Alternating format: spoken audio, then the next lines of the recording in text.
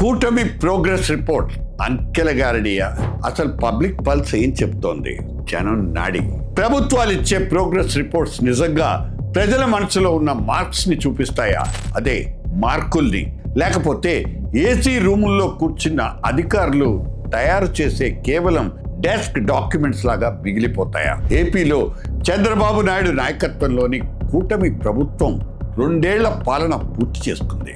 Congratulations. ఈ సందర్భంగా progress report 2024-26 పేరుతో 10 కీలక నివేదికల్ని మనం ముందుకు తీసుకొస్తోంది.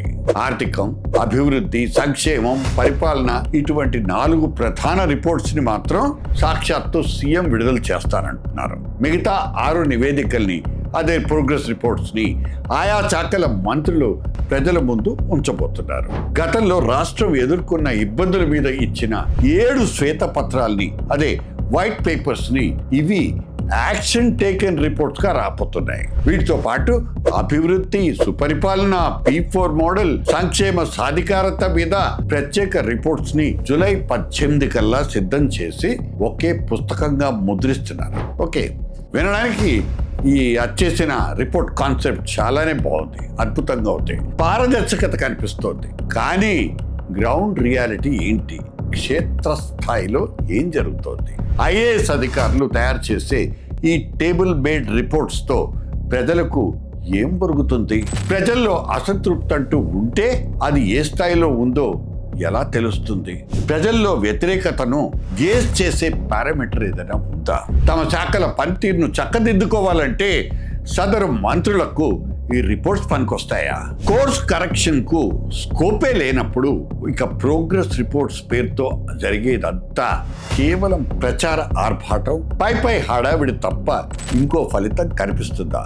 మాక్సిమం ఏం జరుగుతోందంటే అధికారుల దగ్గరుండే ప్రభుత్వ గుమాస్తాలు కొన్ని అంకెల్ని ఒకచోట పేర్చి వాటికి గ్రాఫిక్స్ అనే పేరు పెట్టి రిపోర్ట్స్ రెడీ చేస్తారు. ఈ మధ్యకాలంలో ఏ టూల్స్ వచ్చాయి కాబట్టి ఇటువంటి ఎక్సర్సైజ్ చాలా ఈజీగా మారిపోయింది. అటువంటి రిపోర్ట్స్ లో కాగితాల్ని మన మంత్రులు చదివి వినిపిస్తారు. ఈ కాగితాల వల్ల క్షేత్రస్థాయిలో గ్రౌండ్ లో పరిపాలనా పరమైనటువంటి తప్పులు సరిదిద్దుకునే అవకాశం నిజంగా ఉందా అనేది ఒక పెద్ద ప్రశ్న. రిపోర్టుల్లో లెక్కలు అద్భుతంగా ఉన్నాయి, కానీ సామాన్యుడి బతుకుల్లో అసలైన మార్పేది? ఇది లాజికల్ సందేహం ఎవరికైనా కలుగుతుంది. అలా అని కూటమి ప్రభుత్వం పూర్తిగా వైఫల్యాలనే మూటగట్టుకుందంటూ భావించాల్సిన అవసరం లేదు. ప్రభుత్వ ఖాతాల్లో చాలా విజయగాథలు, సక్సెస్ స్టోరీస్ చేరిపోయి ఉండొచ్చు. విజయాల్ని, వైఫల్యాల్ని పాలు నీళ్ళలా విడదీసి ప్రజల ముందు పెడితే తప్ప ప్రోగ్రెస్ రిపోర్ట్ కు ఒక అర్థం, పరమార్థం ఉండదు. కానీ అలా జరుగుతుందన్న భరోసా లేదు. అందుకే అనుమానాలు వస్తున్నాయి. ప్రభుత్వం చెప్పే కాగితాల పారదర్శకతకు వీధుల్లో సామాన్యుడు పడుతున్న కష్టానికి మధ్య ఇంకా చాలా గ్యాప్ ఉంది. ఒకవైపు పారదర్శకమైన పాలన అందిస్తామని చెప్తున్న ప్రభుత్వం గొప్పగా చెప్తోంది, కానీ ఇంకోవైపు గ్రౌండ్ లెవెల్లో ఆశించిన స్థాయిలో రిజల్ట్స్ లేదని ప్రజలు పెదవి విరుస్తున్నారు.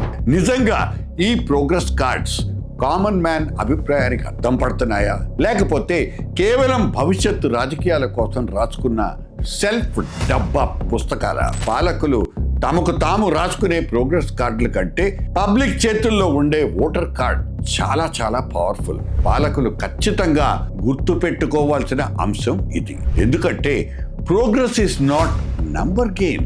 It is about understanding people and delivering the results.